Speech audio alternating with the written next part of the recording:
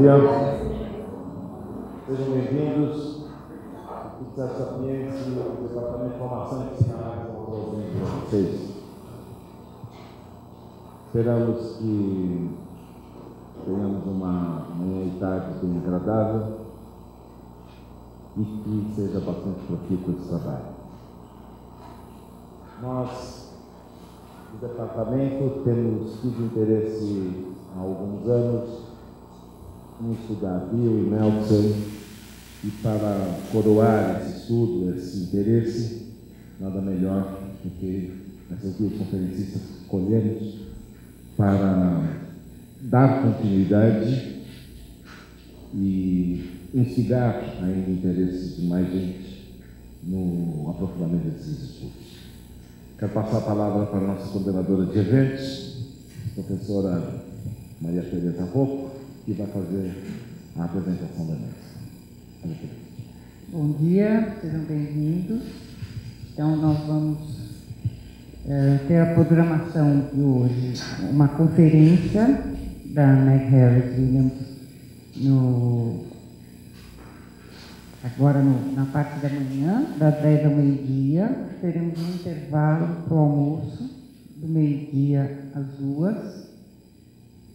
Depois uma conferência da Ensinou, das 14 às 15h45, um intervalo e uma nova palestra da Meg Harris, das 16 às 17, e um seminário clínico com a Ensinou, das 17h10 às 18h.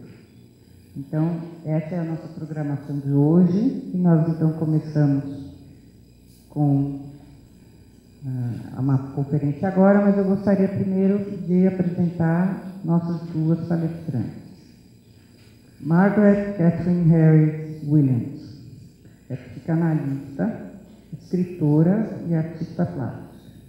Tem interesse particular na relação entre a psicanálise e a experiência estética, na poesia e nas artes visuais.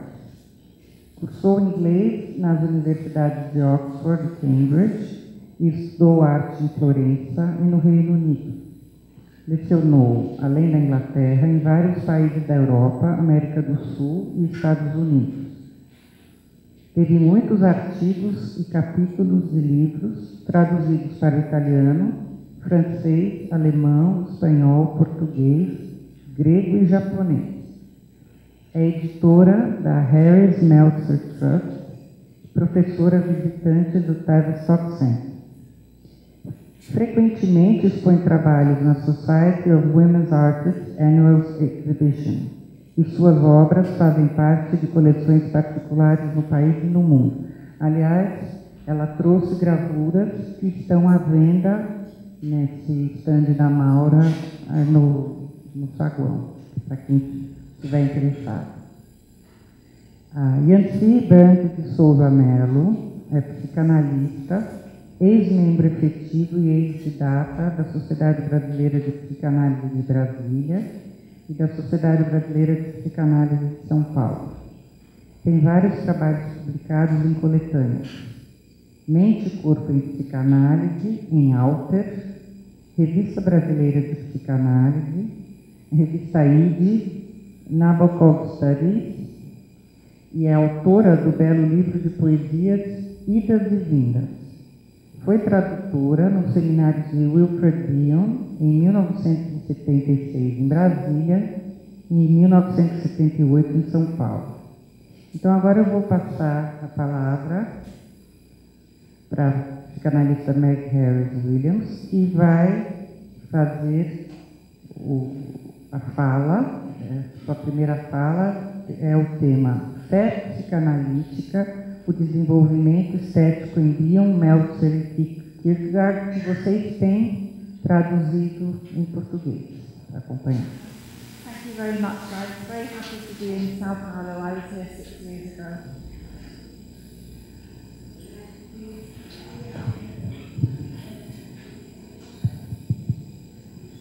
Então ela está agradecendo, ela está muito feliz de estar de novo em São Paulo. Ela esteve aqui 6 anos atrás. I just want to explain that I'm not a psychoanalyst, I'm only a design. Ela só quer deixar claro que ela não é uma psicanalista, ela é somente uma analisanda. So, yes, I'm a writer and artist. E uma escritora e uma artista. So, shall I read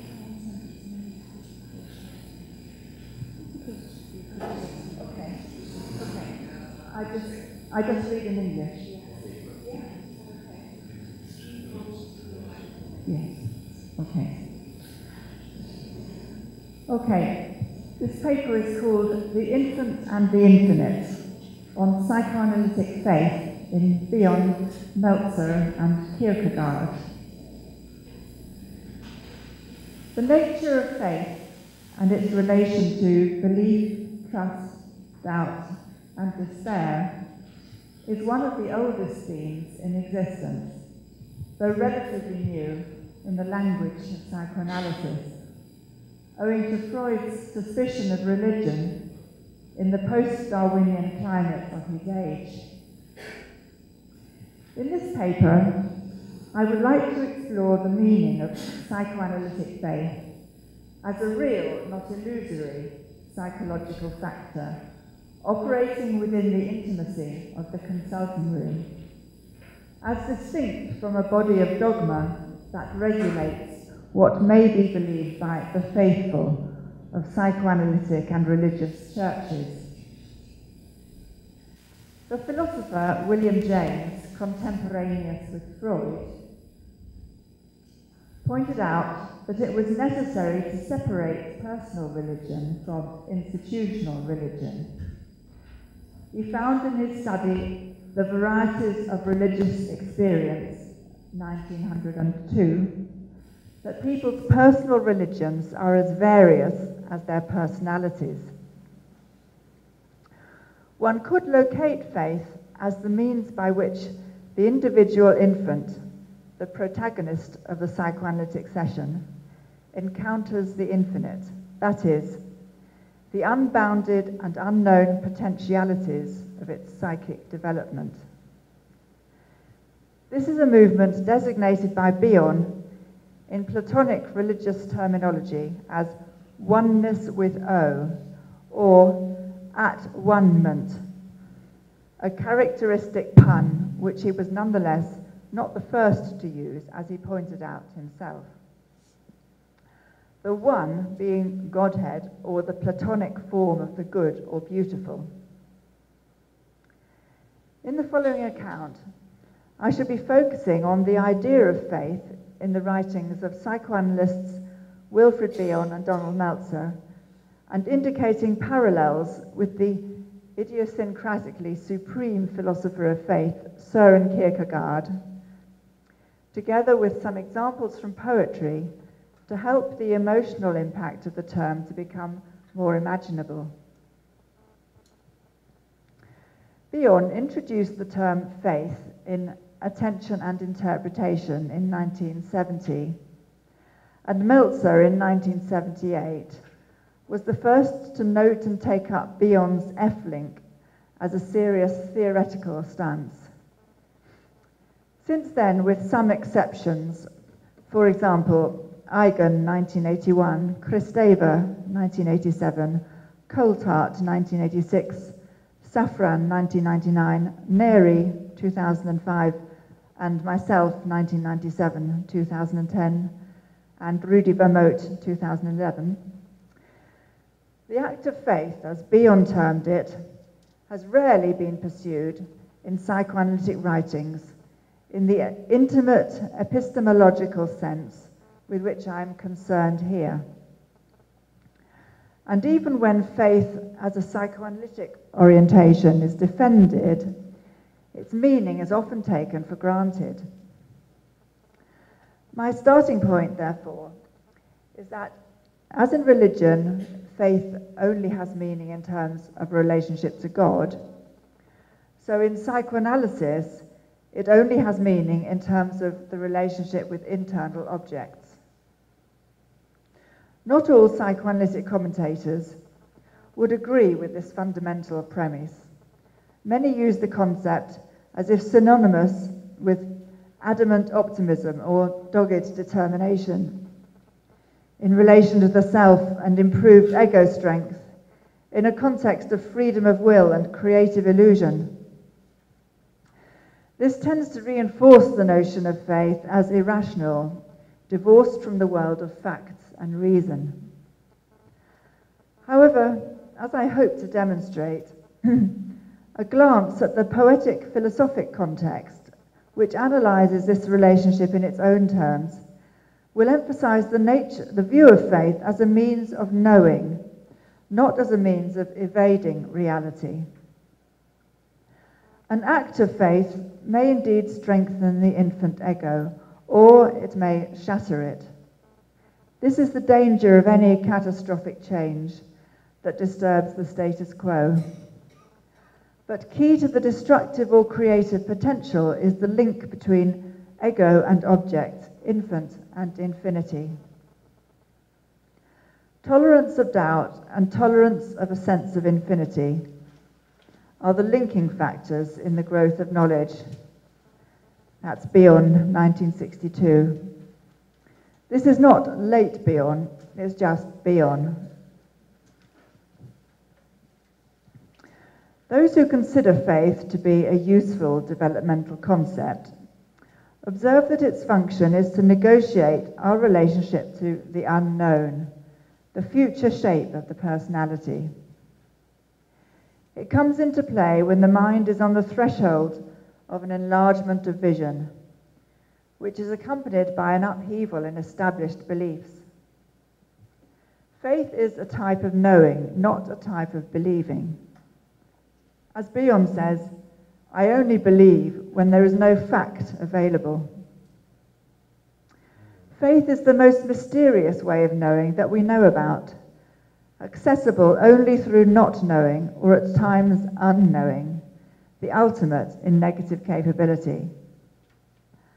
Unlike belief, which Bion points out is destroyed by facts, faith works constantly in tandem with doubt, and the faith-doubt orientations are part of a single, fluctuating movement.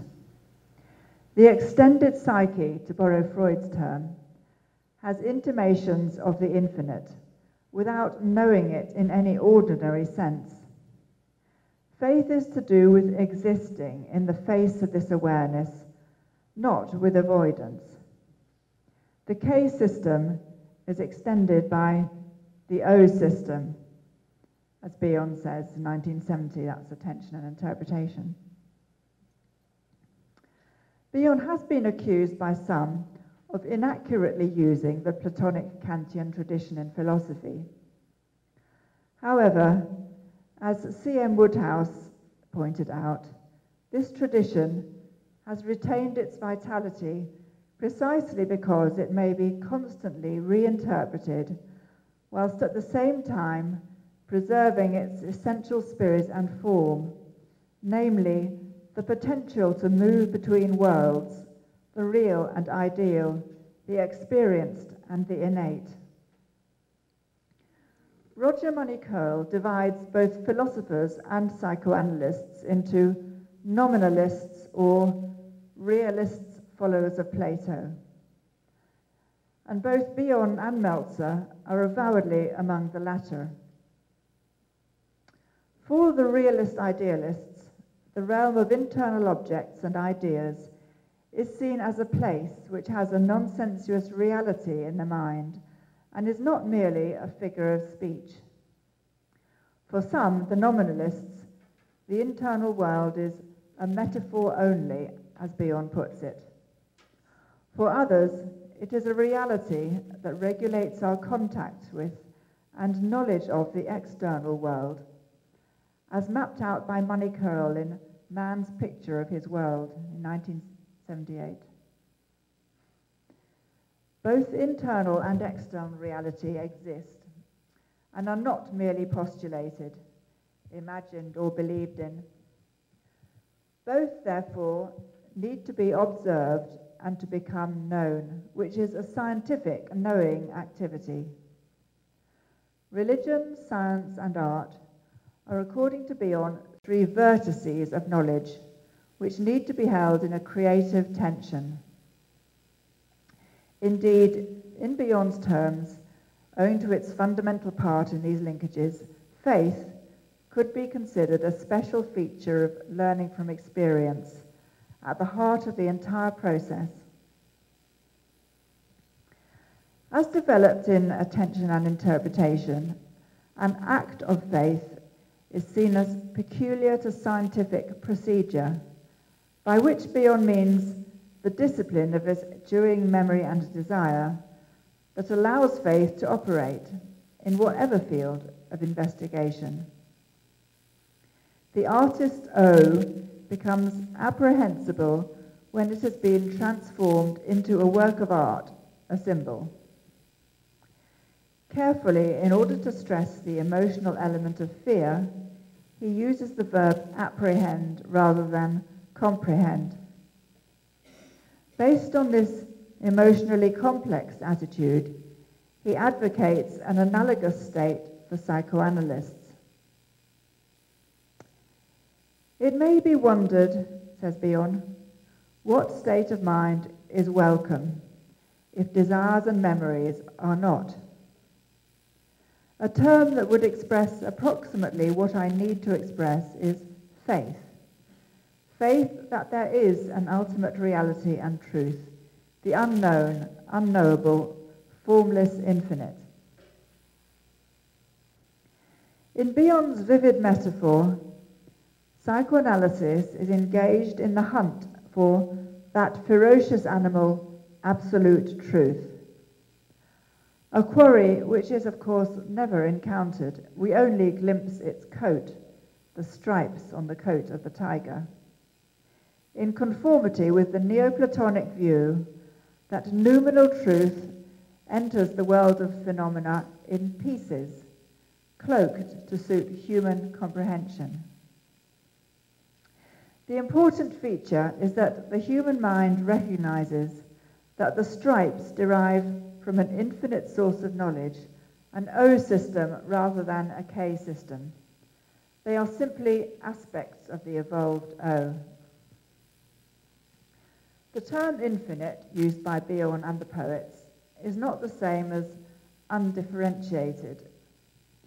Milton's formless infinite contains an infinite variety of forms, like Michelangelo's stone, from which the artist's attention and skill extracts a finite realization.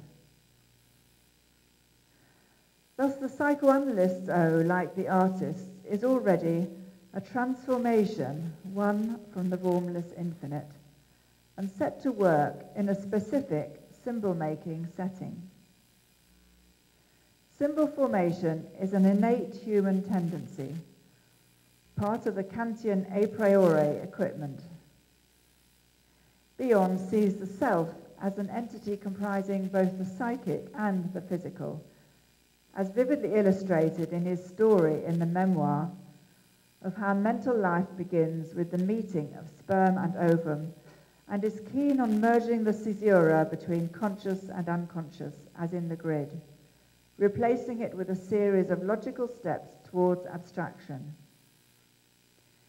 Mental life begins simultaneously with bodily existence, and dialogue within the psyche occurs instantaneously, with differentiation within the soma at some infinitely primitive level. Indeed, Klein's unconscious fantasy is by definition differentiated and applies to all mental movements, however primitive or sophisticated. The problem lies in detecting the differentiations, namely in developing the capacity for attention. Although it was Beyond who first tried to re-establish religion within the psychoanalytic model of the mind, it was, according to Meltzer, already implicit in Melanie Klein's theological picture of object relations, in the form of the infant's trusting dependence on the object. He writes, "The vision implicit in Melanie Klein's discoveries about infantile mental life is that mental life is essentially religious, and that the growth of the mind is somehow inextricably tied up with the evolution of the relationship between the self and its internal objects. Consequently, death of the mind is entailed by these objects being expelled, dethroned, invaded, corrupted, or fragmented.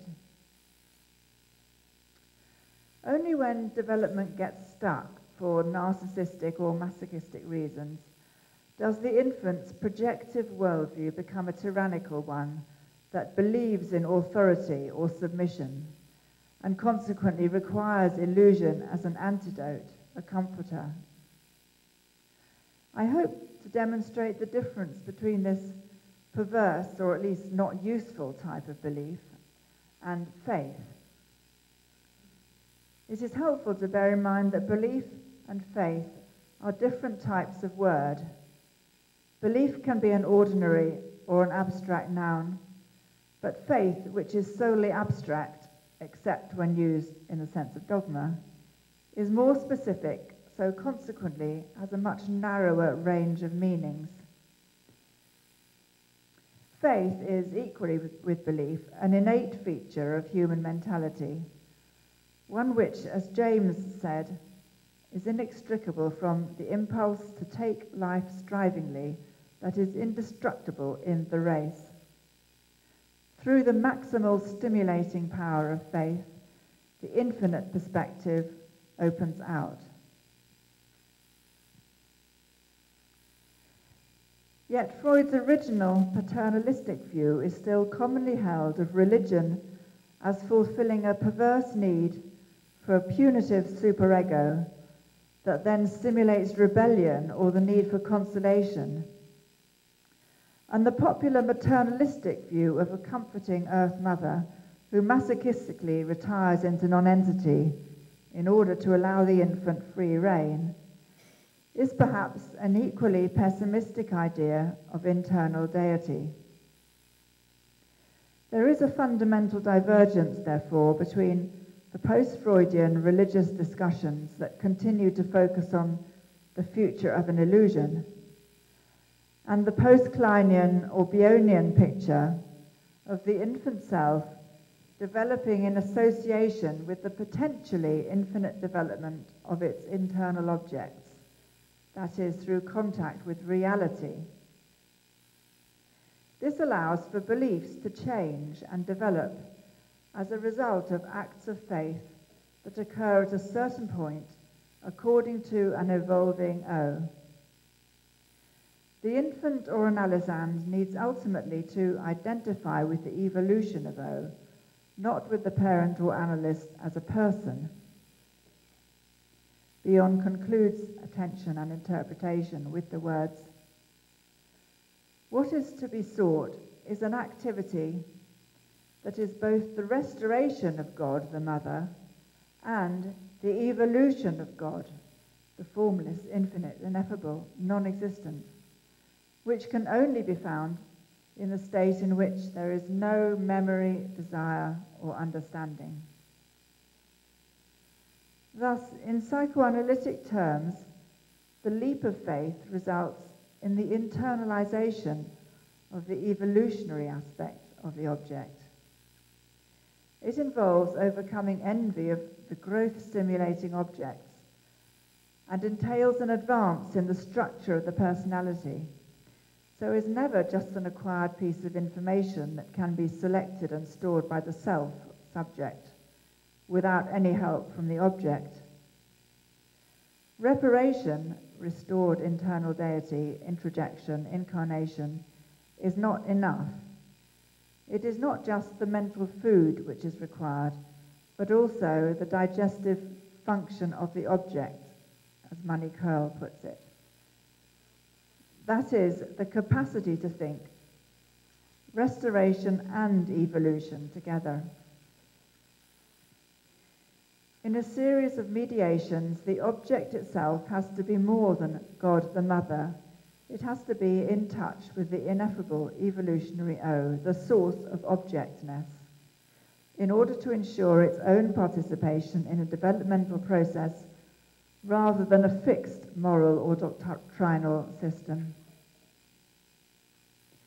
In this picture of personality development, faith is not an optional extra in the armory of the psyche. It is essential to truth-seeking. The alternative to F-faith, writes Meltzer, is F-fiend, to succumb to lies invented by the ego, the narcissistic infant self, ending in being a lie. Meltzer says, truth requires submission under the vertex of L, K, and if possible F, where the value is creating rather than destroying. The great poets such as Shakespeare and Homer, according to Bion, could penetrate a state of mind that did not yet exist, ours. They could intuit mental events through a capacity for deep symbolization that he equates with an act of faith. He says, an act of faith has as its background something that is unconscious and unknown because it has not happened. So faith operates in the area of the not yet existing, heralding the future, not of political or social events, but of mental events that are yet to be realized, whether in cultural or individual terms, instants away or centuries. Later, they come true. That is, they are experienced by one or another mind.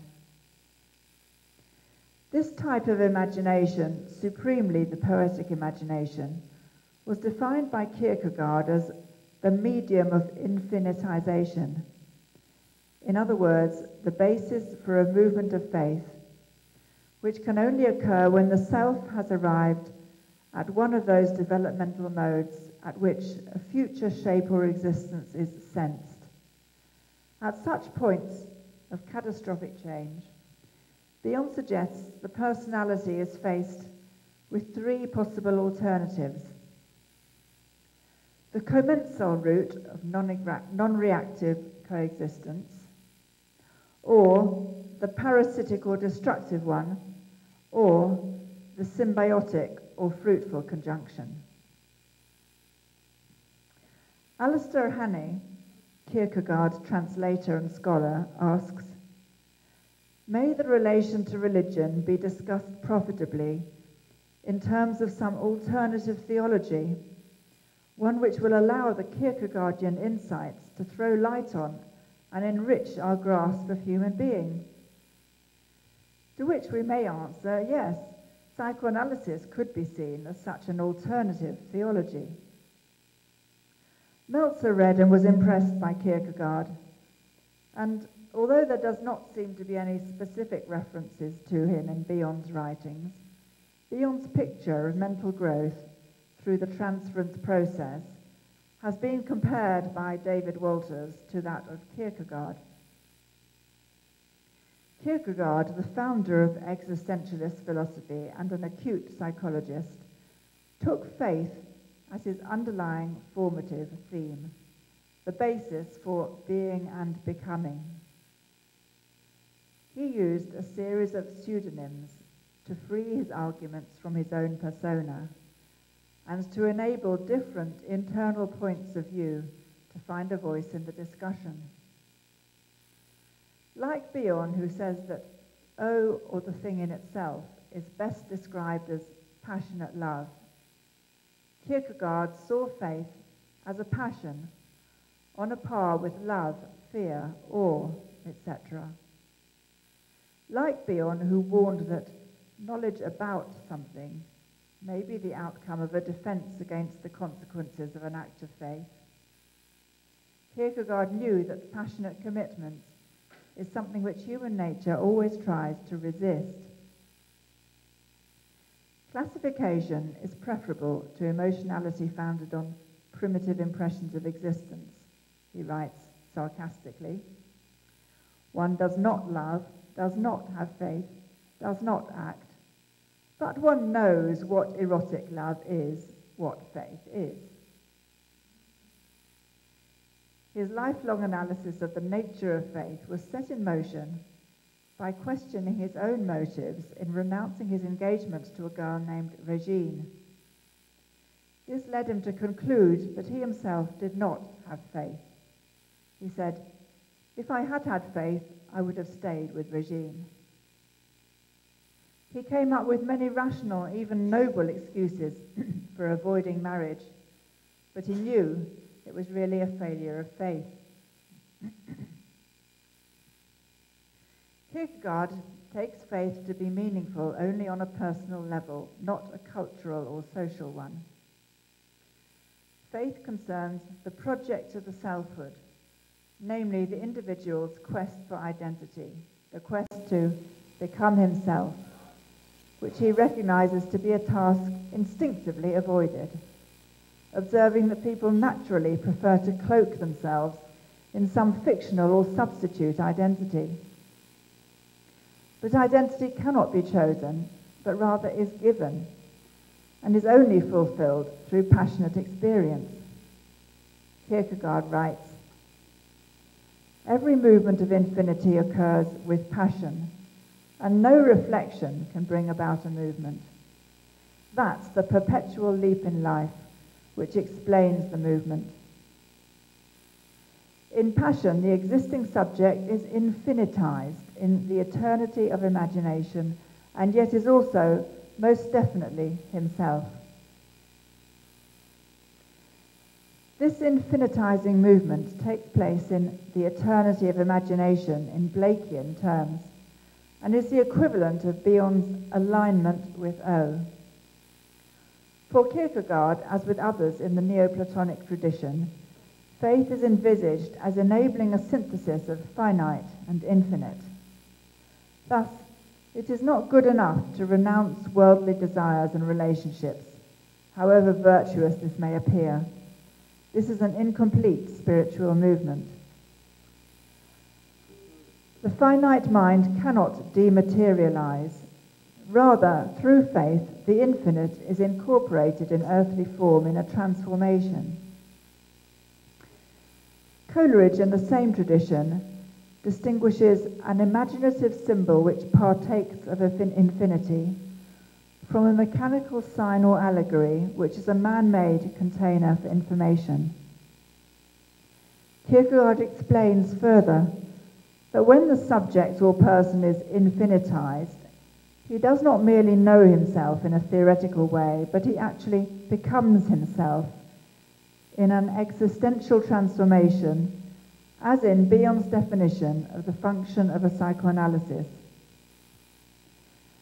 Reflection and pathos, according to Kierkegaard, represent two contrary ways of coming to knowledge, analogous to Bion's knowing about versus learning from experience, K and O systems. He is scathing about Hegel as representing the former. No amount of reflection or dialectical argument can substitute for what is essentially a movement of pathos felt on the pulses. In psychoanalysis, a correct interpretation may be incorrectly delivered, as for example when used as a projective defense, as Manicurl describes. Indeed, a total reliance on reflection, free from any taint of the mystical or intuitive, Manicurl's valid intuition, is liable to result in infinite resignation, which is satirized by Kierkegaard as a form of moral complacency, self-satisfying but stultifying.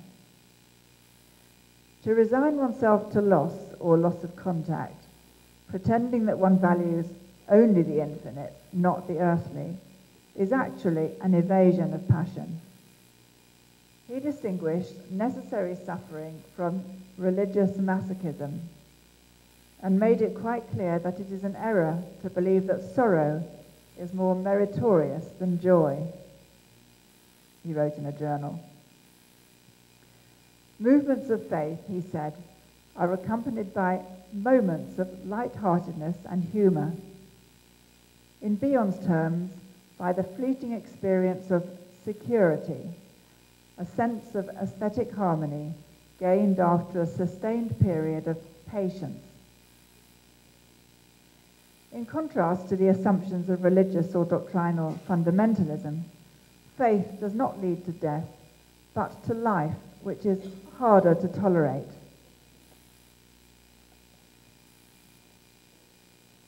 To the existing personality, of course, faith is an absurd movement, though Kierkegaard is careful to make a distinction between the absurd and nonsense. The absurd is the way to advance the project of the selfhood, which progresses in a series of small but radical transitions like Bion's catastrophic change, rather than through argument and dialectic.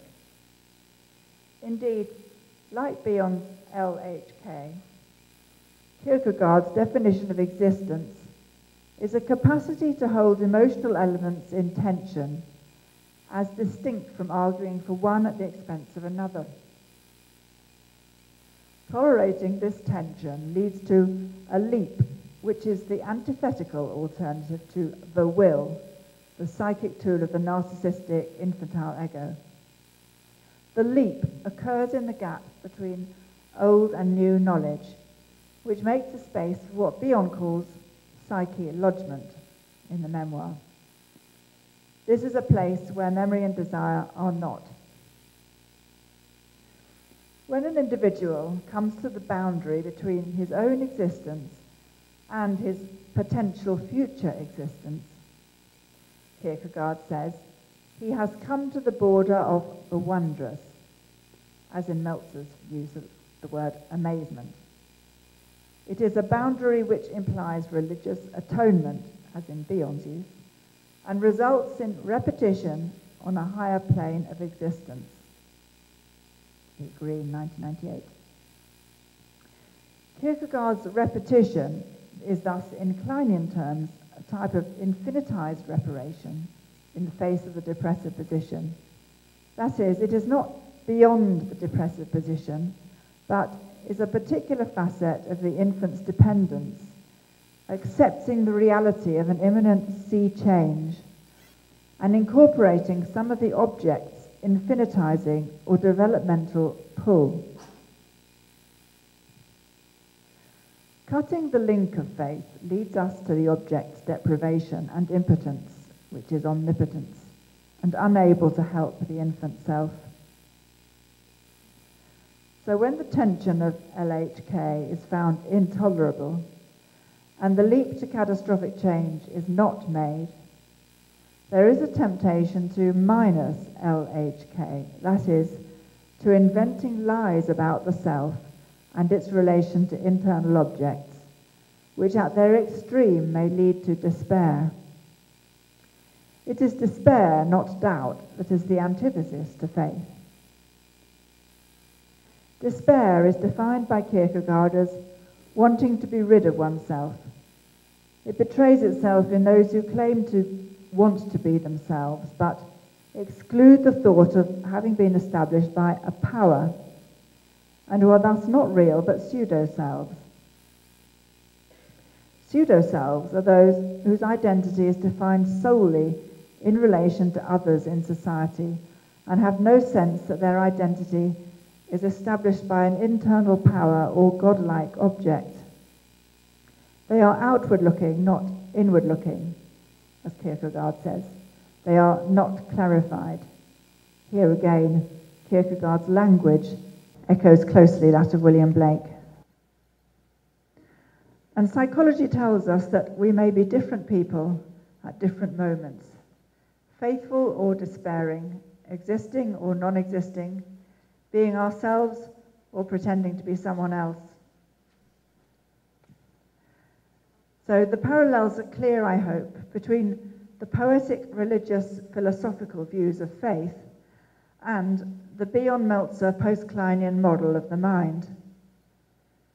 Meltzer adopted Bion's linkage of LHK in his 1988 formulation of aesthetic conflict, in which the infant's simultaneous love and hate of its ambiguous mother with her inscrutable inner world, is resolved through an awakening of the desire for knowledge. This may take a constructive, scientific or artistic form, or both, or alternatively, the pain of not knowing may be perverted into a fantasy of intrusive manipulation of the object's interior. In the doubt-faith oscillation, as in Bion's PSD, we see the infant's aesthetic conflict as founded on its love-hate reaction to the beauty of its mother's face, a dazzling sun immediately qualified by flitting clouds. The tension between love and hate gives birth to curiosity about the mother's internal world, the source of all further investigations, both internal and external, and the basis for the establishment of a sense of reality. This search for knowledge leads to developmental catastrophic change, as aspects of truth are ingested by the self in a perpetual process of becoming.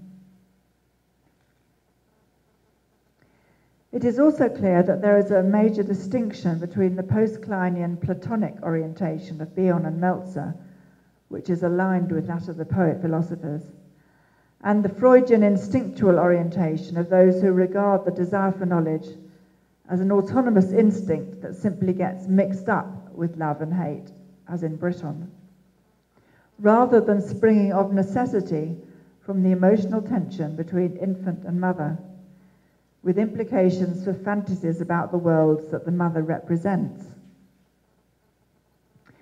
Indeed, the essentially post-Freudian view forgets the Kleinian emphasis on the mother's internal world as the primary object of the infant's curiosity, the infant's first intimations of O and its first cognitive steps being founded on the part-object relationships of the feeding experience, as in Money Curl. The essential feature of the Kleinian tradition is the fact of the infant mind's dependence on internal objects for all real knowledge and all real personality development. Bion and Meltzer, following the poet-philosophers, insist that this type of developmental dependence relies on the capacity for faith. Meltzer says that Bion's idea of faith is not like the child swimming for the first time without water wings, confident of daddy's support, but is more like floating free in shark-infested waters.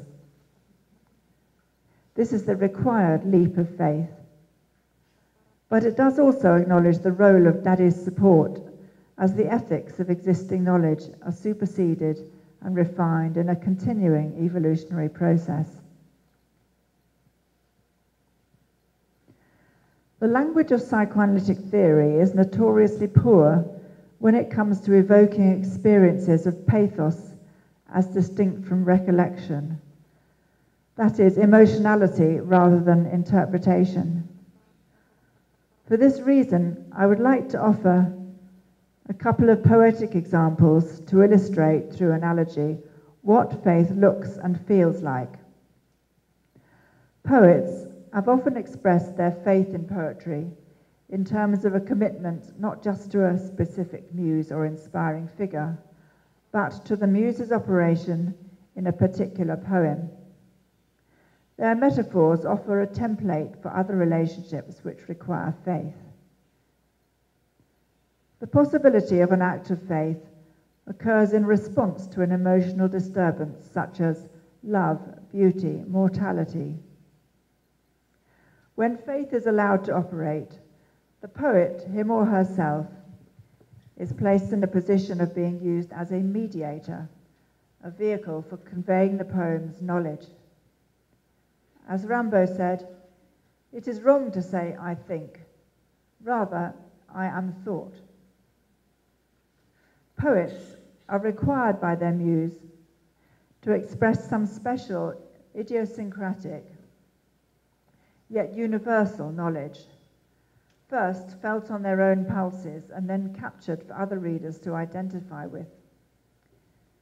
The apprehension of an aesthetic object or poem initiates a movement out of the existing self, experienced as a sense of service to a power beyond their own. This movement is a perennial theme of poetry. The poet Emily Dickinson described herself as a loaded gun, who in writing poetry, or rather this particular poem, felt she was carried away by a master force, her owner. My life had stood a loaded gun in corners till a day the owner passed, identified, and carried me away.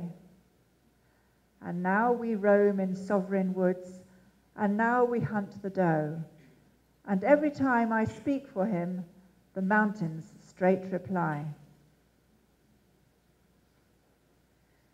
The crux of the matter is the word identified, whose double sense implies both that the poet has been recognized by the owner, the internal or love object, and that she has become one with the originator or the experience that ensues.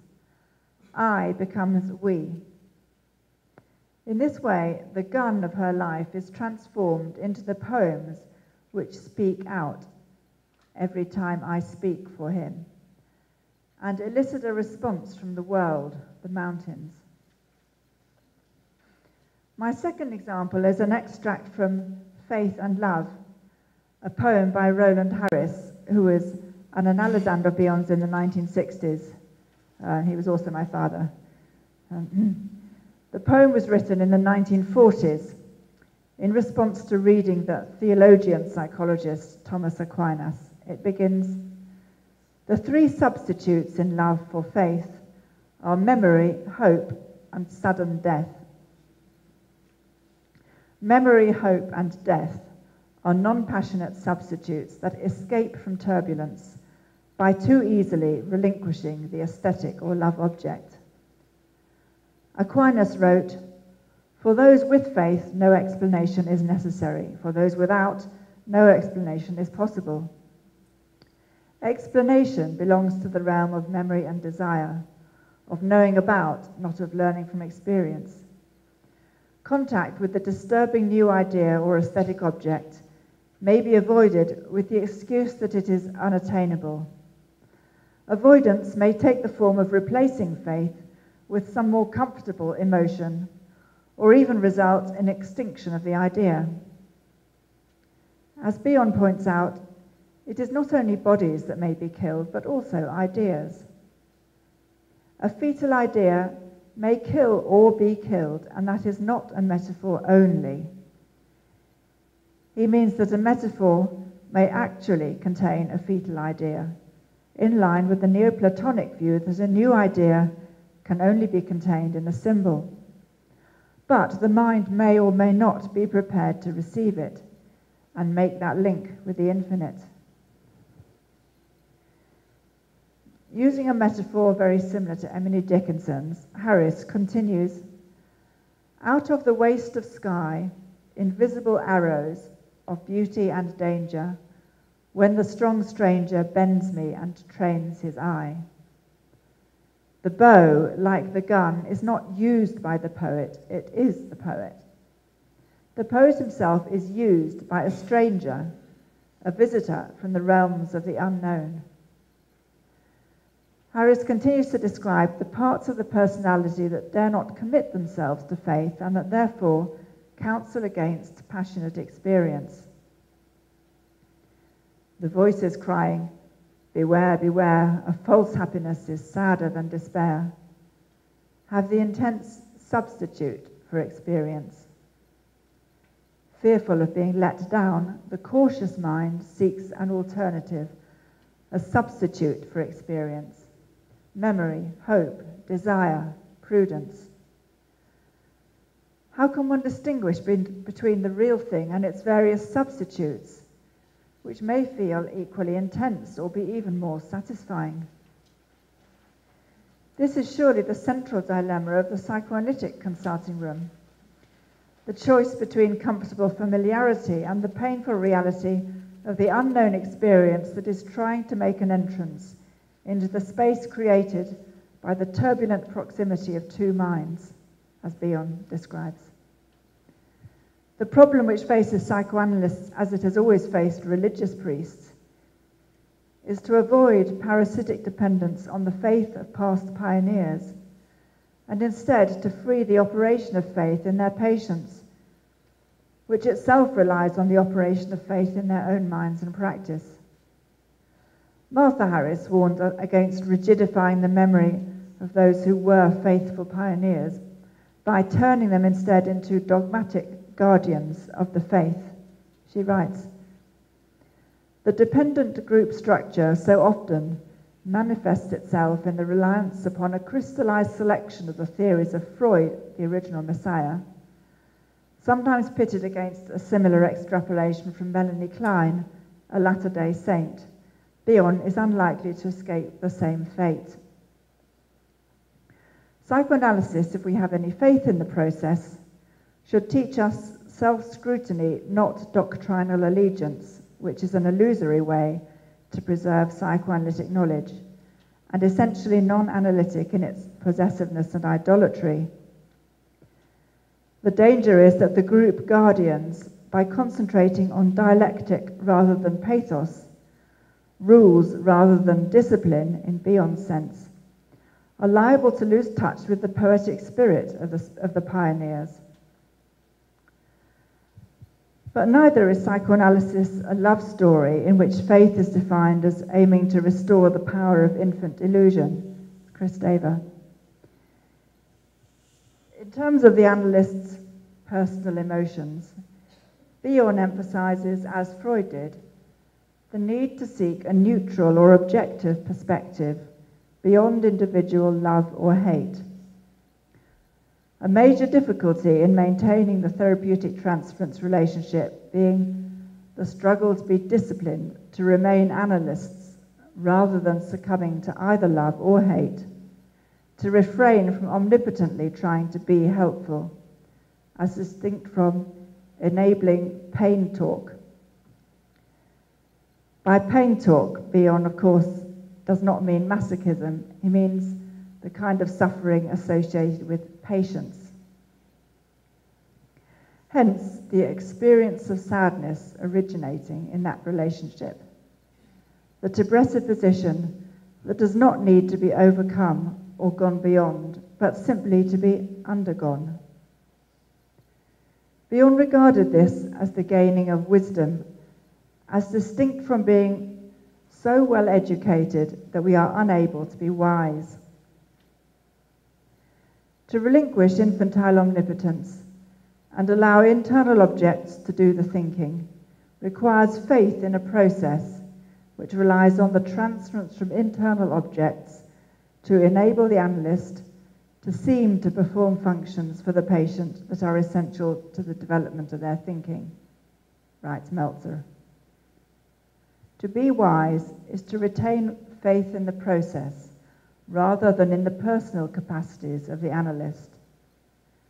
To respond analytically rather than parentally, says Meltzer. And this is dependent on the analyst's tolerance of negative capability, Keats's term, now generally used as the best depiction of the analytic process. What the infant needs is not illusion, but infinity. And the psychoanalytic process is the aesthetic object that can combine both God the Mother and the ineffable, and be a metaphorical container for states of mind yet unknown. In conclusion, to have faith in someone means to have faith in the quality of their internal objects. To have faith in the psychoanalytic process means to have faith in the possibility of a conversation between the internal objects, says Meltzer, of two minds. The transference-counter-transference relationship takes place in a space which is beyond either of the individual minds, but is shaped by their turbulent encounter. Faith in the process is faith in the infinite unfolding of this encounter. Thank you.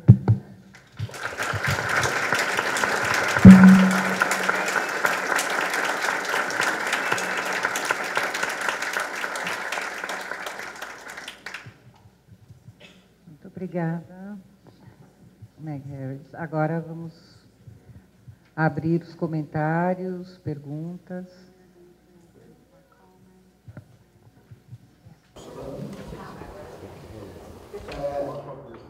Queria saber uma coisa. Fico pensando em algumas das imagens. Arma carregada, um bebê flutuando no oceano infestado de tubarões.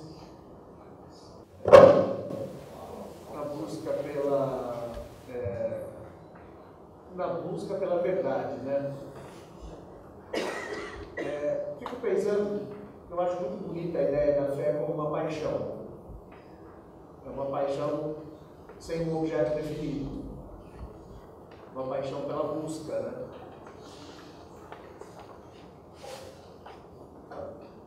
A minha pergunta é que se a gente tem esse desespero todo na busca pela verdade,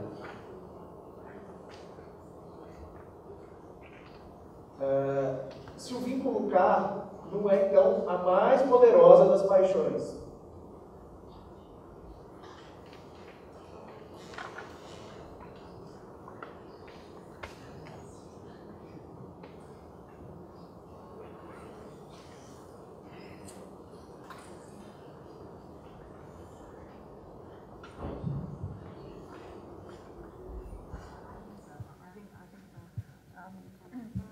I think, if I understand correctly, I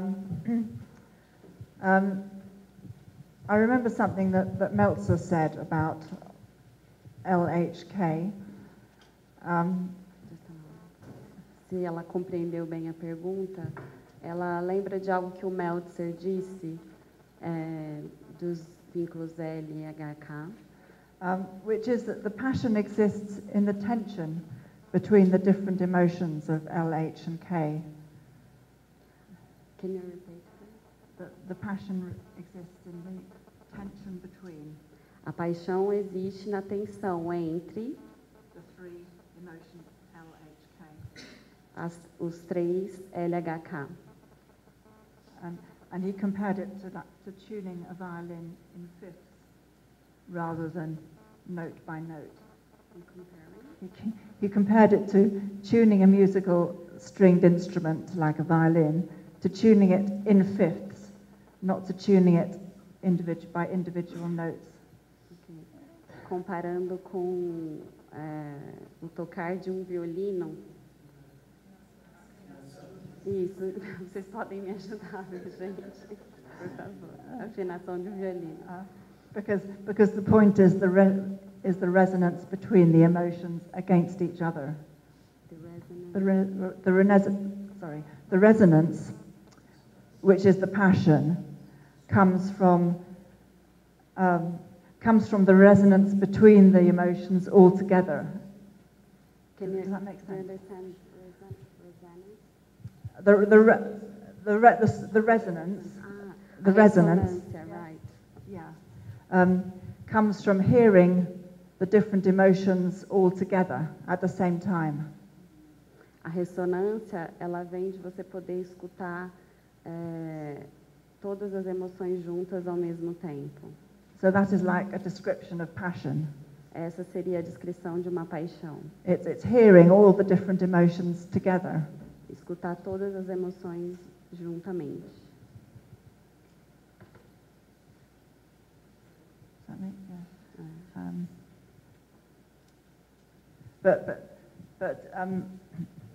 But the K aspect, o aspecto caótico, which Bion calls curiosity, que o Bion chamou de curiosidade, has a kind of rescuing function. Tem tipo de função de busca, de resgate. Yeah.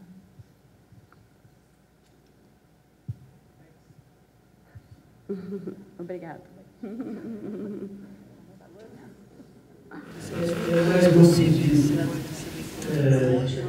se ela podia falar um pouquinho mais sobre essa oposição entre dialética e parte.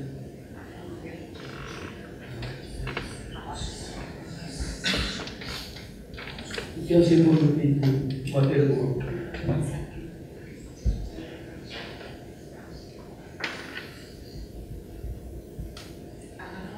Vou fazer uma segunda. Por que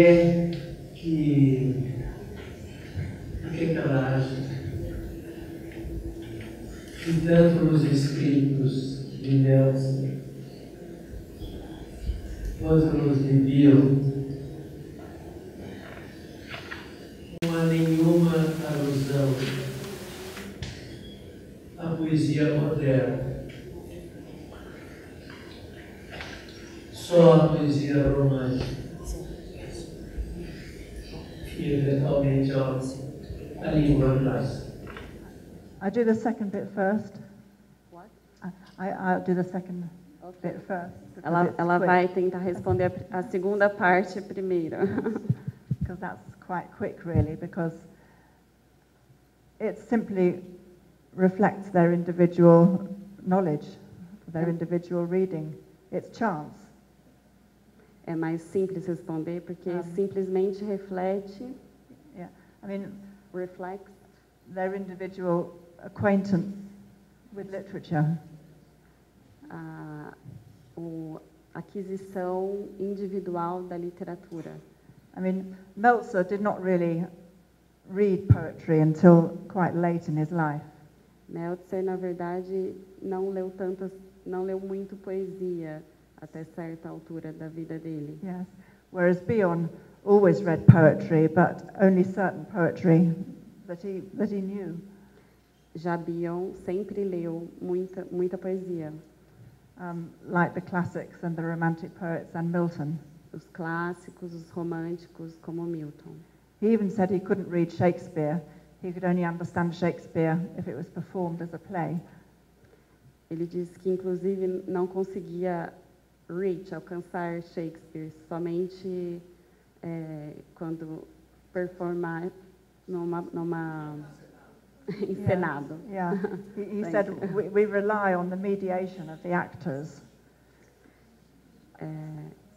We rely on the mediation of the actors. Nós confiamos, né, na mediação dos atores. But I think that's true of all relationships. They are all mediating relationships. Mas isso é verdade em todos os tipos de relação. A gente está sempre mediando relações. Depending on internal objects of the other person. Dependendo de objetos internos of the other person. Da outra pessoa, da comunicação. Even if it is a poet. Mesmo que seja de poeta. Or an actual person, or anything. Ou qualquer pessoa. Ou qualquer coisa. And then the other bit about dialectic. Now, agora a sua primeira questão sobre a dialética. Those are the words that are used by Kierkegaard. Essas foram as palavras usadas por Kierkegaard. It seems to me there is a very strong parallel between Kierkegaard's distinction and that of Bion. A very strong similarity. Eu acredito que existe uma similaridade muito forte entre Kierkegaard e Bion. Yeah, because Kierkegaard says there is a pathos versus dialectic. Kierkegaard acredita que pathos está de um lado e a dialética de outro. And I think that's very similar to Bion, knowing versus knowing about. E isso é muito similar ao knowing do Bion, que é o conhecer, e o knowing about, que é conhecer sobre. Yeah, is different words, but the same kind of distinction. São trabalhos diferentes, mas diferenças da mesma qualidade. That's why Kierkegaard is quite sarcastic when he says, I don't love, but I know everything about love, or something like that. Por isso que Kierkegaard é um tanto sarcástico quando ele diz, eu não amo, mas eu... But I know everything about love. Ela já está sabendo português, mas eu sei tudo sobre o amor. Eu não amo, mas eu sei tudo sobre o amor. Yeah, it's a kind of joke. Thank you for your help. Ele é um tipo de canalha. Eu gostaria que a Meg pudesse falar um pouco sobre esta proposta de Bion,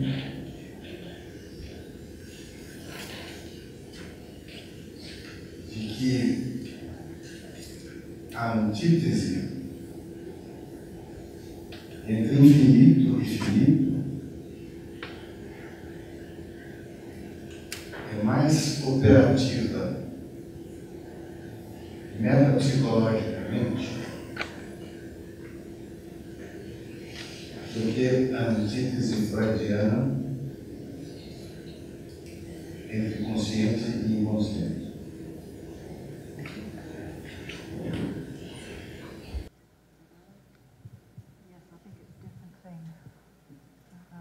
Sim, são coisas diferentes. Yes, because I think that with Bion, everything is unconscious, really. Com Bion, na verdade, tudo é inconsciente. In his model of thinking, thinking is really all unconscious. No seu modelo de pensamento. But I think the difference between finite and infinite is to do with the internal objects.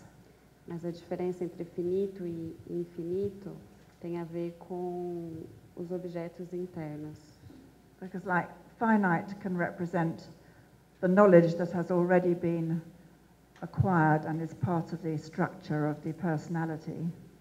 O finito corresponde a conhecimento que já foi adquirido na parte da personalidade. So it's like in the realm of K. Sorry? It is like in the realm of K, in the field of K. Of K knowledge. No reino de K. Yeah. Realm of K.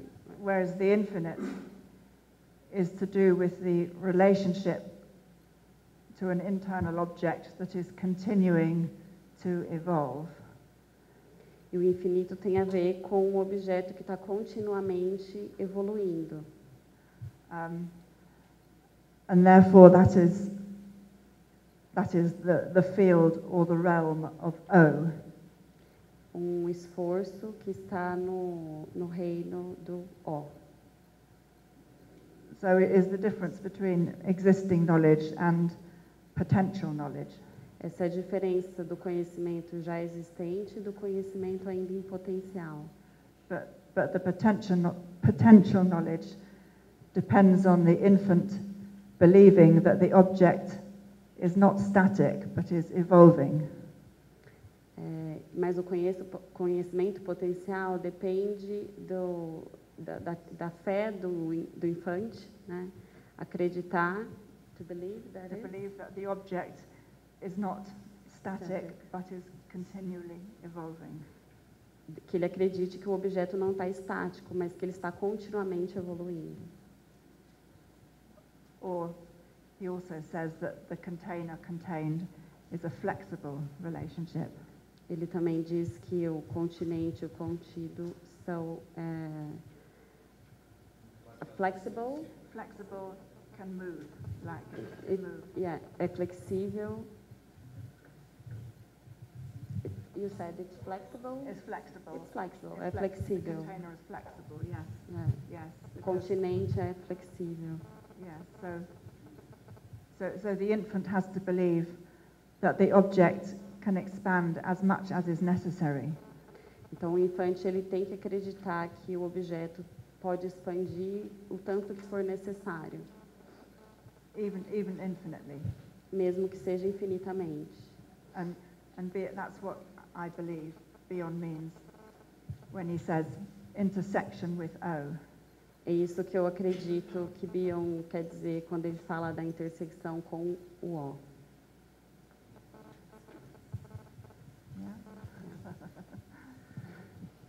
Quando Melanie Klein escreveu Inveja e Gratidão, ela quase que selou o destino da percepção como julgamento, né?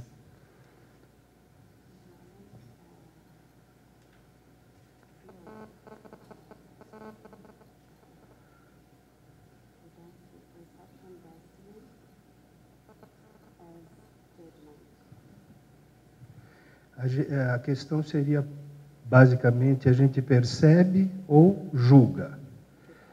O que viria antes, julgamento ou percepção?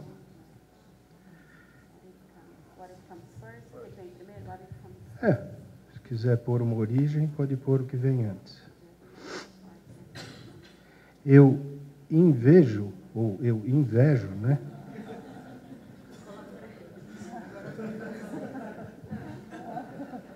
I don't see. Or I envy.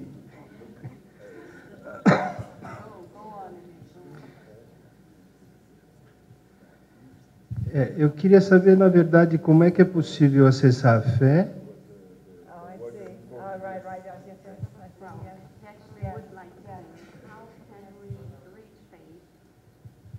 Se eu julgo antes de ver. Ou seja, eu sinto algo que me indica algo do objeto que me proíbe o contato com esse objeto. Como eu chegaria, então, ao maravilhamento? Eu também quero saber.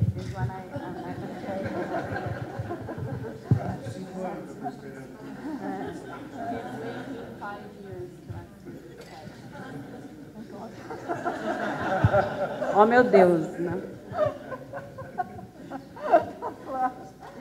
Well, I don't know if I'm answering it really, but I just say what I think. Eu não sei se eu vou conseguir responder, mas só vou dizer o que eu acho, o que eu penso. I mean, what you say reminds me of what Bion said when he said that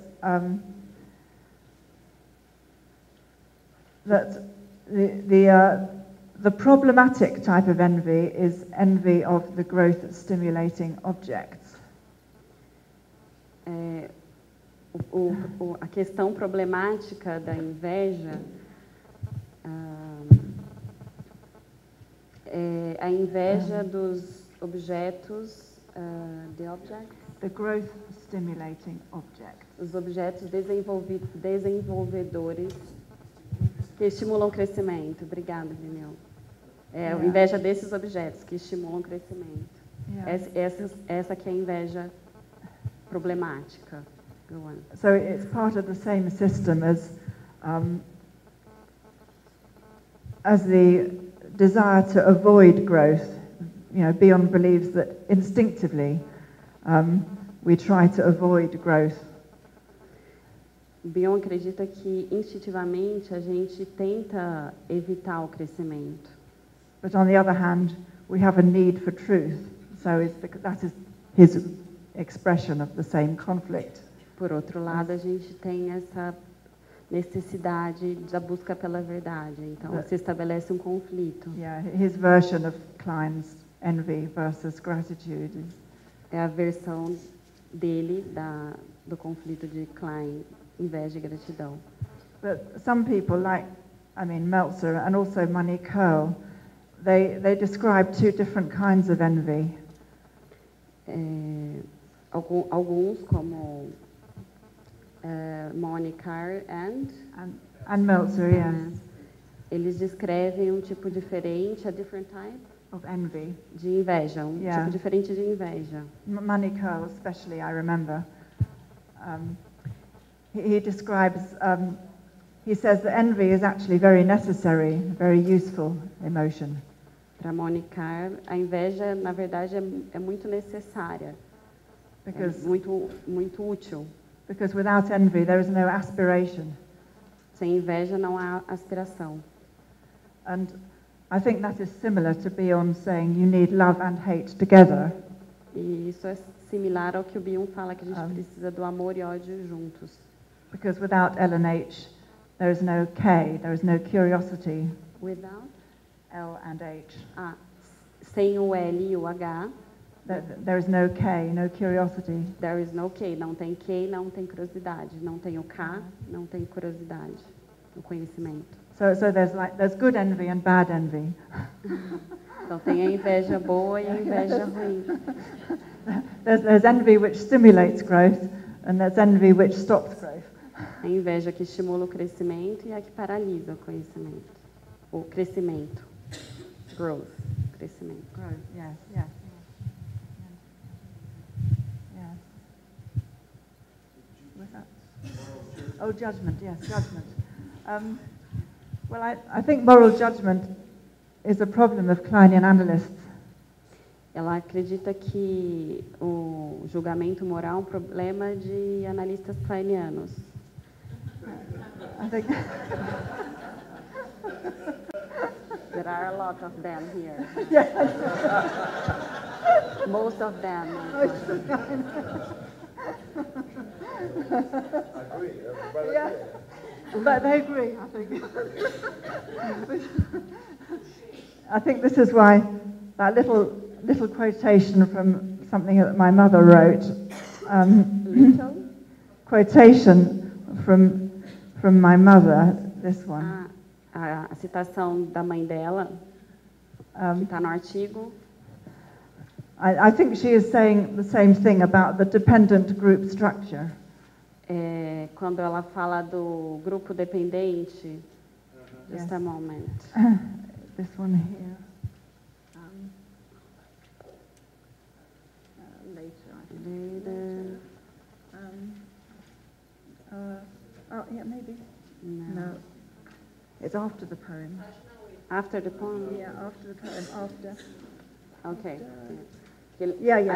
A estrutura do grupo dependente. I will just read. Okay, yeah. A estrutura do grupo dependente muitas vezes manifesta-se na confiança em uma seleção cristalizada das teorias de Freud, o Messias original, às vezes confrontada com uma extrapolação similar de Melanie Klein. É improvável que Bion escape do mesmo destino. Yeah. I think what she's saying is that, well, not only Kleinians, but all groups try to rigidify theory into a moral attitude. Try to rigidify theory so it becomes a moral attitude. It becomes dogma, a moral judgment. Theory becomes a moral judgment, a dogma.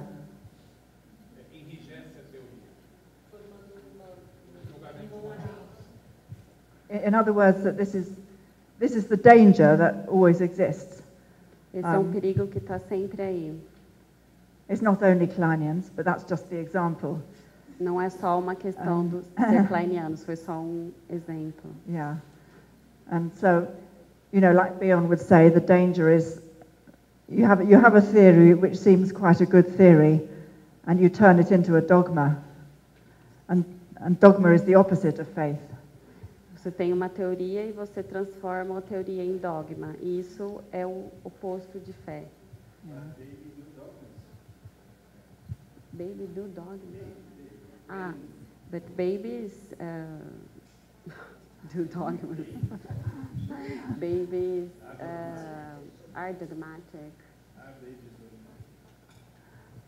Well, I think at all stages of life. Bebês são dogmáticos, sorry. All stages of life, baby, adult, anybody. Todos os estágios da vida, bebês, adultos. They have the same temptation exists, whether to be dogmatic or whether to progress. Tem sempre essa tentação de ser dogmático ou de progredir. It's like Bion likes this term endoskeleton and exoskeleton. O Bion tem esse termo, né, de endoesqueleto e exoesqueleto. O Bion usa o termo endoesqueleto e exoesqueleto. Yes, and he's always saying the problem is that we are endoskeletonous creatures, but we create an exoskeleton for ourselves. Ele diz que nós somos criaturas de endoesqueletos, mas que nós acabamos criando um exoesqueleto para nós mesmos. Which actually kills the mind. Que mata a mente. Né?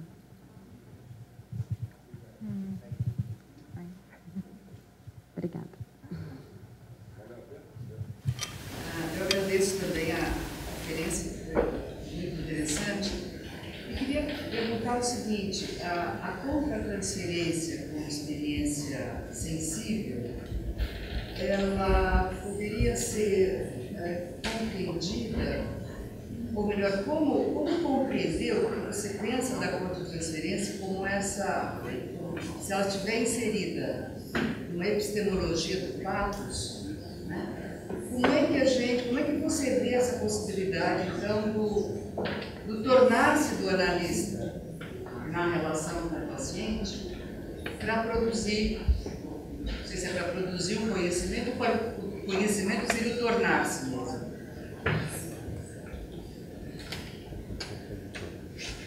Se a gente pode pensar a relação do analista e do analisando os seus objetos internos,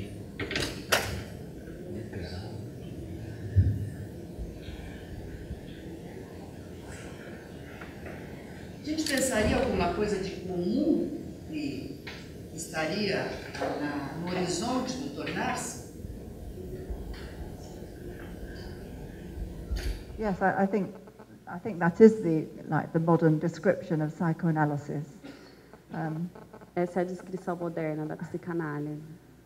Which is that the relationship between transference and countertransference is evolving, is a process of becoming, never of attaining.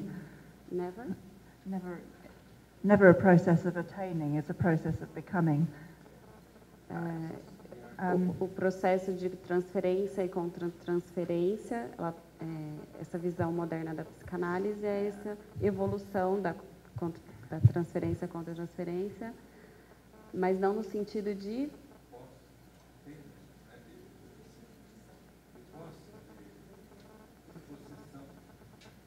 chegar numa meta. To reach. Okay, go on. Yeah. Well, it's like Bion says, I'm not a psychoanalyst, I'm becoming a psychoanalyst. Como o Bion dizia, eu não sou psicanalista, eu estou me tornando, I'm becoming analista. And in the same way, you can say the definition of psychoanalysis is to demonstrate to the patient how to become themselves. E a definição da psicanálise nesse sentido seria demonstrar ao analisando como tornar-se si mesmo.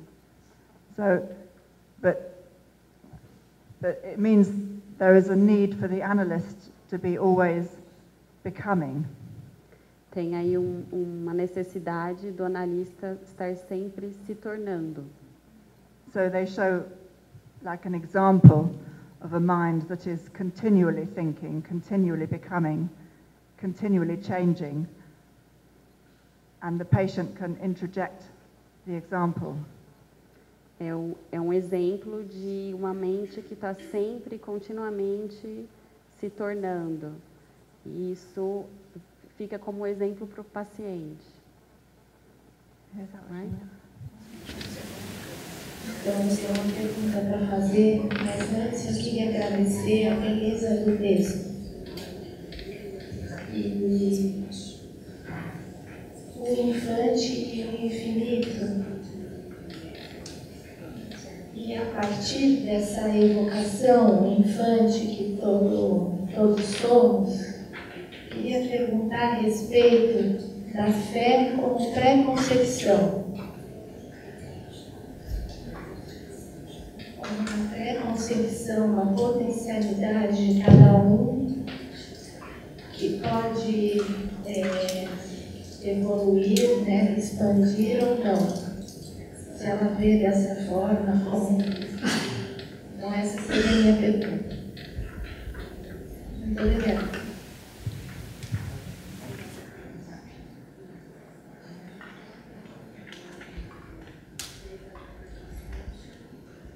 Você perguntou da fé como uma pré-concepção, depois... A pré-concepção que evolui forte. Então, como uma pré-concepção, estava sendo profunda. Nessa ideia do infante, como alguma coisa vir a ser, né, a pré-concepção que já está lá desde o nascimento, como um potencial de cada um que se expande ou não. Então, seria essa a pergunta, a fé como uma pré-concepção, se ela vir dessa forma.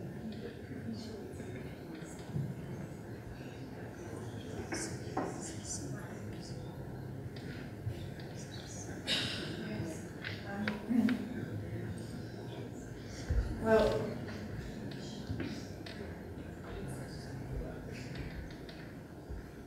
I think preconception is a word that can be used two ways. A gente pode usar essa palavra, entender essa palavra de duas formas. So, one way is a preconception that prevents a conception. Uma é que a preconcepção é impedindo a concepção. Because it means that whatever is already known is used to block knowing anything new. Tudo que já é sabido é usado para bloquear o novo. But the other way is like the Platonic system. A outra forma seria a forma platônica, which Monica and Bion also use. Que Monica e Bion também se utilizaram. So it's like the idea that there is a whole world of ideas, Platonic world of ideas. Tem mundo inteiro aí de ideias platônicas. Which exists and does not need a thinker. Que existem e não precisam de pensadores. What Bion calls a thought without a thinker. O que Bion chamou de pensamento sem pensador. But then the way that this world intersects with the infant mind. Mas a forma que esse mundo intercepta o pensamento do infante, a mente do infante. Is like the infant has a preconception of this idea. O infante tem uma preconcepção dessas ideias. And then it encounters something in its life which can be a realization. E daí ele encontra alguma coisa na sua vida que pode ser uma realização. Bion always uses the example of the newborn baby has a preconception of the breast. Bion sempre usou o exemplo do bebê recém-nascido que tem uma preconcepção do seio. And then when there is a realization of a breast, that is the first conception, the first thought.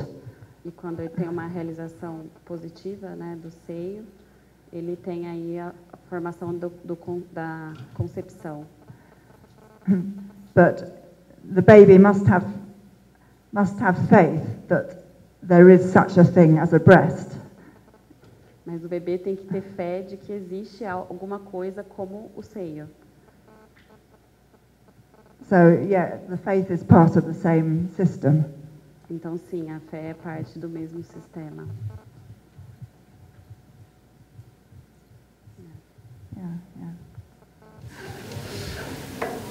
Ainda estou sobre o impacto estético aqui do seu texto.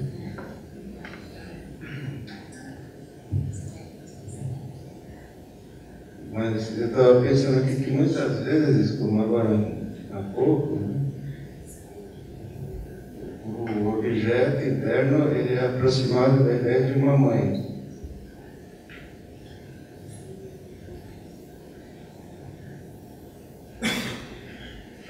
E essa relação que tem entre o divino e uma mãe,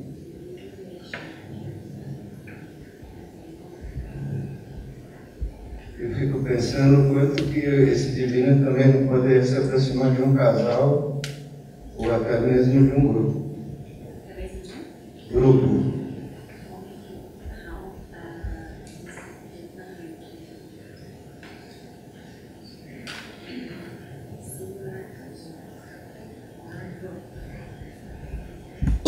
Mas ficando com a ideia de uma mãe, existe um momento específico dessa mãe que ela está em relação com o pai.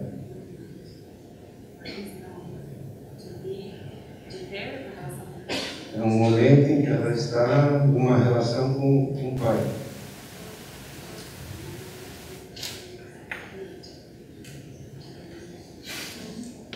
No qual ela tanto está sendo reparada,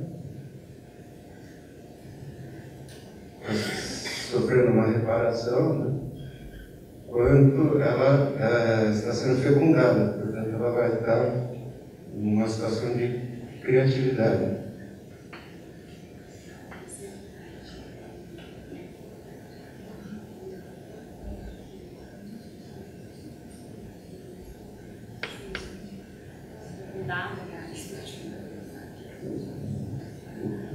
É um momento da...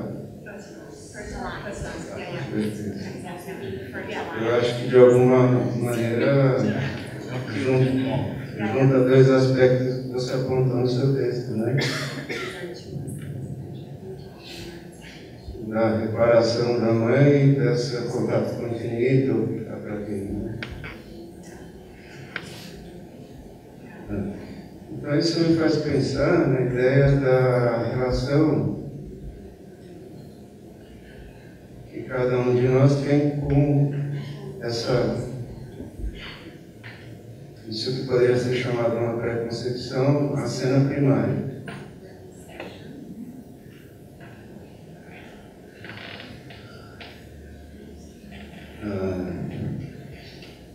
Que eu acho que também dá uma abertura para a entrada do pensamento freudiano, de alguns desenvolvimentos do pensamento freudiano.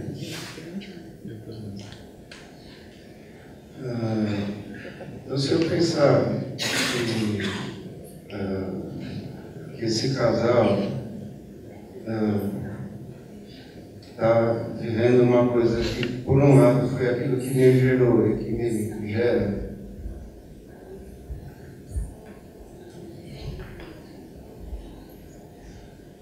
e, por outro lado, ele poderia produzir irmãos que, de alguma maneira, me ameaçam.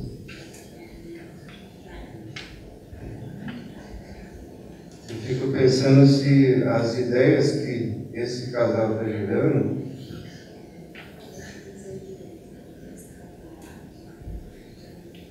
e que eu poderei ou não ser porta-voz, dar a luz a eles, deixar que eles nasçam.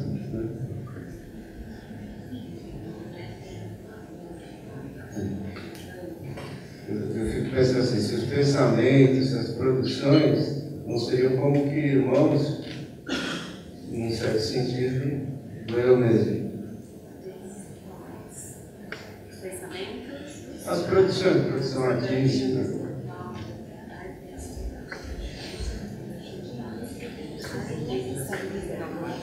E só para terminar, se a mente que evita a própria criatividade não se comporta como os tubarões, já que você citou uma parte da manifestação dos tubarões, né? Porque outro dia, com espanto, eu ouvi dizer que os tubarões, eles dentro do útero da mãe, tubaroa,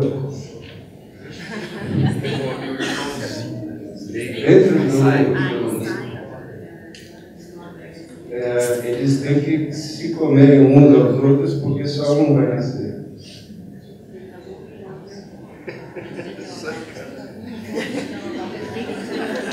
Parece sério.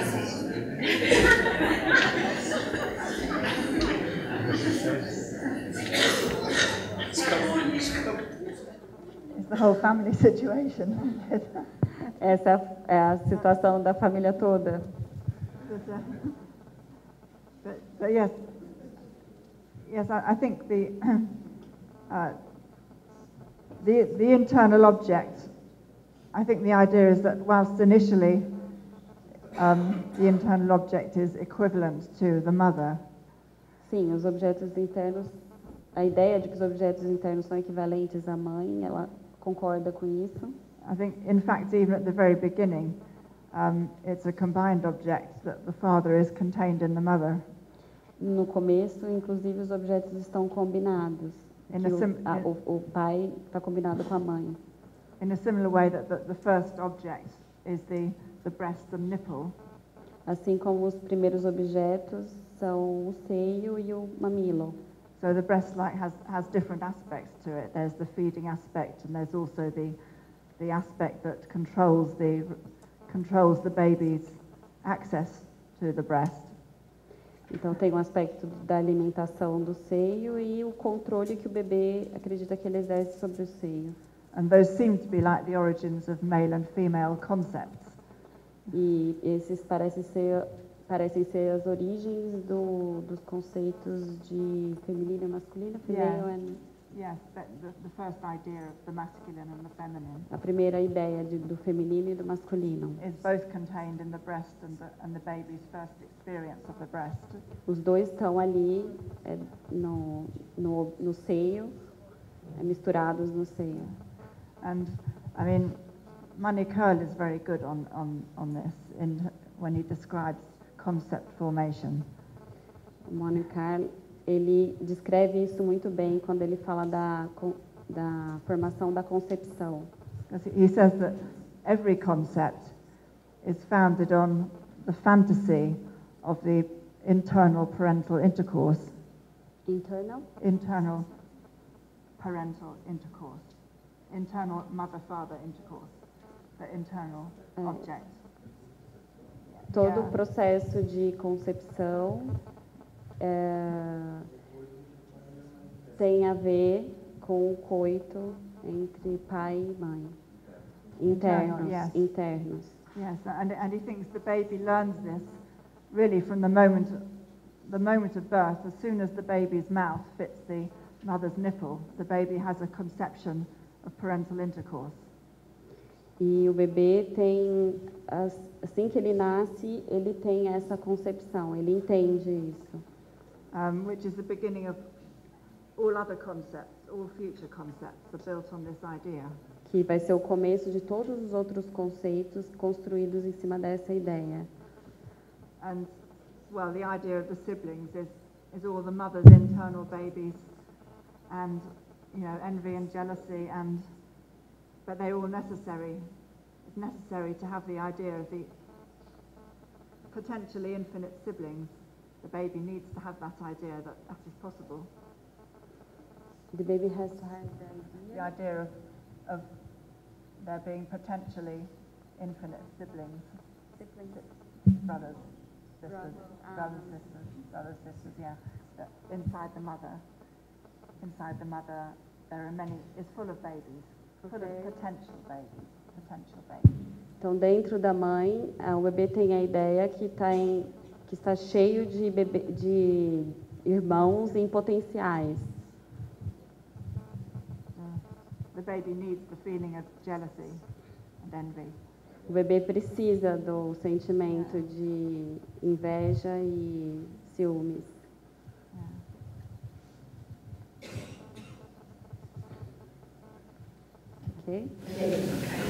A minha pergunta, o meu interesse também é sobre o efeito estético, e eu queria saber um pouquinho mais sobre como o feio pode ser tão belo E é um elemento que os revistas, né, entraram com mais força em todos os movimentos artísticos.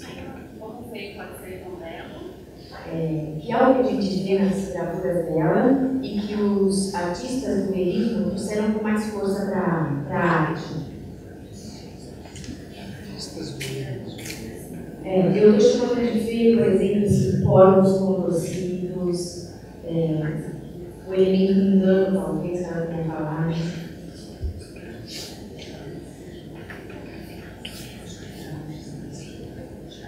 E essa na parte de... Não, esse é só um exemplo para a gente ficar o feio, né? Se ela pudesse falar um pouquinho mais, como o feio pode ter um impacto dela. I think part of the problem is what do we find ugly? What does it mean? O que significa o feio? Essa é parte do problema. Por exemplo, esses corpos contorcidos, expressões de horror.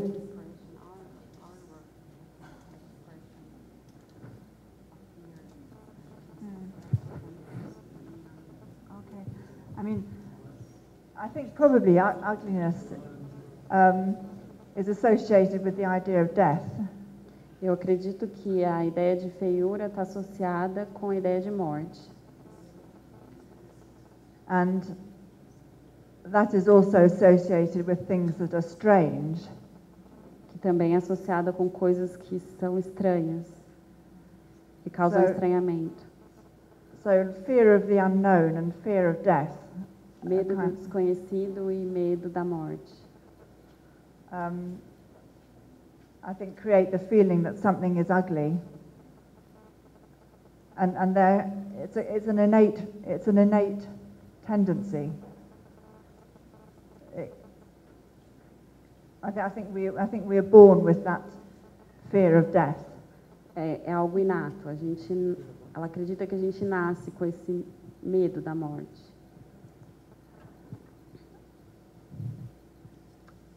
And therefore, in the aesthetic conflict, em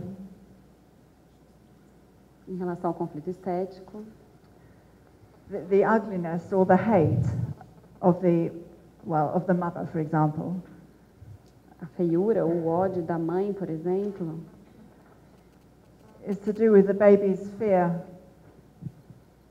that even if the mother appears beautiful on the outside, the mother is going to cause his death. Tem a ver com o medo do bebê. Mesmo que a mãe esteja linda do lado de fora, tem a ver com o receio do bebê, da morte. Which is why the baby needs faith.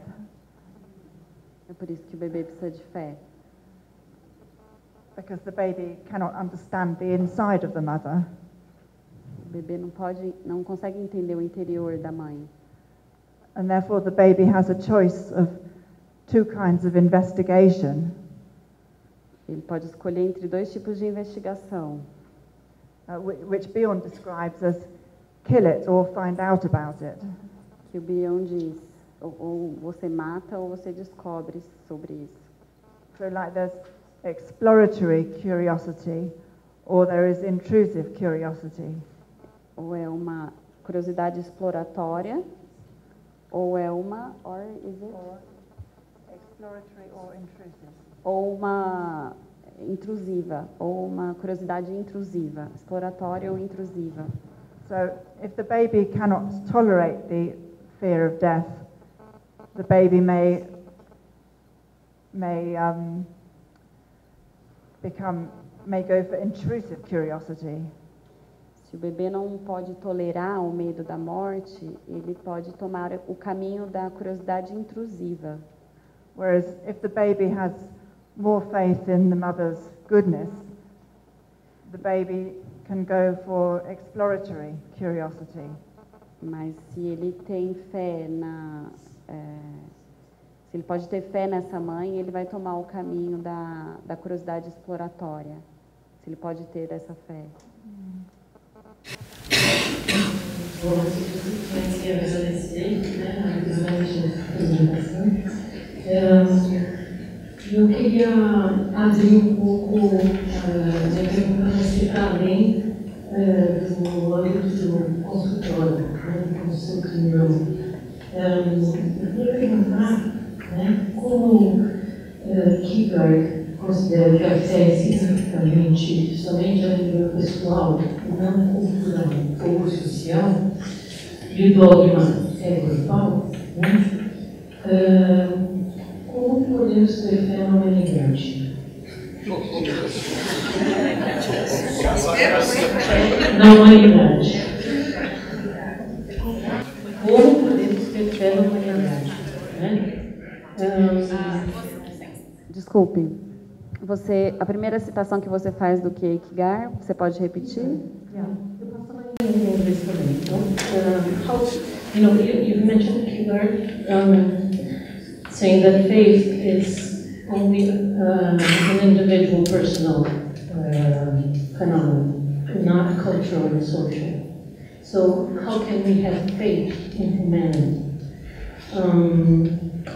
Como é que a humanidade pode alcançar a sua própria humanidade e beleza?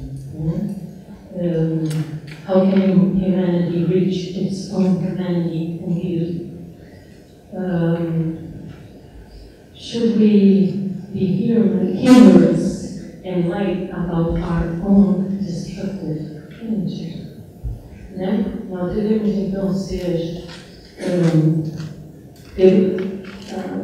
irônicos e leves sobre a nossa própria destrutividade. Yeah, so I would like to ask you about, this individual, personal versus cultural, social issue regarding our faith. Então, eu queria essa questão da fé, né? Essa meditação em termos dessa oposição entre o individual e o social e cultural. Thank you. Yes, I think what Kierkegaard is saying is that I think Kierkegaard does not believe in faith as an institution, like, for example, as part of a church. O Kierkegaard não acredita na fé como uma instituição, como a igreja. Yeah. Because we are in an era where we're facing the finitude of the world, right? So we have global warming, we have wars. So our world aesthetics, for me, it's very, it's not beautiful. So you, as a scholar of aesthetics, human aesthetics. This is more a personal question in terms of what you think is the truth of humanity in that sense. How can humanity reach its own humanity? Então, como é que a humanidade, diante do... Nós estamos numa era que a gente está aí, aquecimento global, a finitude do mundo, está aí. Como é que a gente pode alcançar uma estética da nossa humanidade, né? A nossa própria humanidade? Did you understand? I think so, yes. Well, I think, the last words of Bion's memoir of the future, he says, wisdom or oblivion, take your choice. Wisdom? Wisdom or oblivion. Oblivion, complete darkness, forgetfulness, oblivion. Ela está falando das últimas palavras do Bion na Memória do Futuro. Can you repeat? Question, wisdom or oblivion, take your choice. A question. He What says, is that? wisdom or oblivion? Wisdom or oblivion? Sabedoria ou esquecimento? Faça a sua escolha. Yeah, he says, take your choice. Faça a sua escolha.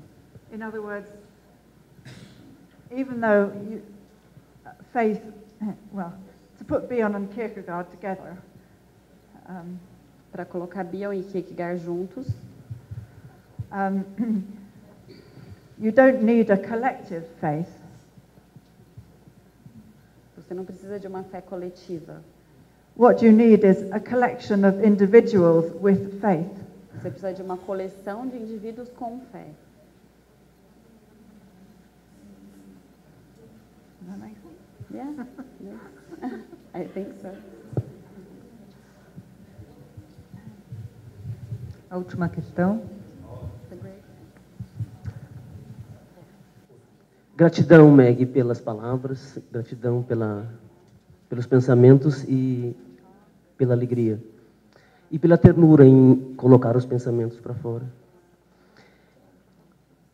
Eu senti falta da palavra inspiração. A inspiração, sentida como patos, sentida como submissão, sentida como extravasamento, como construção de si.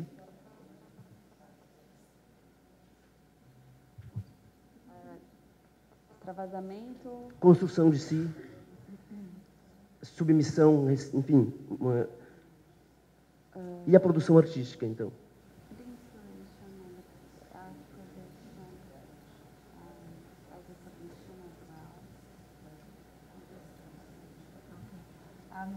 Well, yes, I think inspiration is a very important word. Inspiração é uma palavra muito importante. My very first study when I was at university was about inspiration in two poets, Milton and Keats. Meu primeiro trabalho na universidade foi sobre inspiração, em Milton e Keats. But I think to translate that into psychoanalytic terms, mas para traduzir isso em termos psicanalíticos, I think inspiration describes the relationship between the infant self and the internal object. Eu acredito que a inspiração significa a relação entre o self do infante e the self infant and the internal e object. os objetos internos. Yes, because it is what happens when the infant self learns from the object. É o que acontece quando o infante aprende dos objetos internos. On the model of the baby feeding at the breast. E o modelo do alimento com o bebê, ou com o seio bebê seio. And it is the same as what Bion means by reverie. Reverie is results in inspiration. Reverie. Yeah. É o mesmo que ele quer dizer quando ele fala da capacidade de reverie. And it is the internal evolution happens through inspiration. É a evolução interna acontecendo através da inspiração. So I think that the word that the poets use is the same as what psychoanalysts describe as personality development. As palavras que os poetas usam são o mesmo que são da mesma qualidade do que os analistas do trabalho dos analistas, das intervenções dos analistas. I think it's a better word than reparation. É uma palavra melhor que Sorry, I lost my a better word than reparation. É uma palavra melhor que reparação. Yeah. And I think that's why Bion expands the Mrs. Klein's model. E é por isso que ela acha que o Bion expande o modelo kleiniano. When he says that we don't only need the restoration of the mother. A gente não precisa só da restauração da mãe. We also need the evolution of the ineffable. A gente precisa da evolução do inefável. Because that is inspiration. Porque isso é inspiração.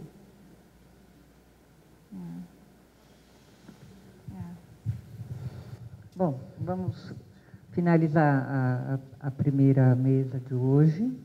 Agradeço muito a participação da Meg e dos nossos colegas participantes Eu gostaria de informar que nós vamos servir um almoço para aqueles que compraram o voucher e que quem ainda não comprou o voucher do almoço, ele se encontra à disposição na recepção, no andar de cima. Então, pode ser adquirido por R$60 no cheque ou em dinheiro. Nós não temos a possibilidade do cartão de crédito. E depois se dirigir aqui à sala em frente.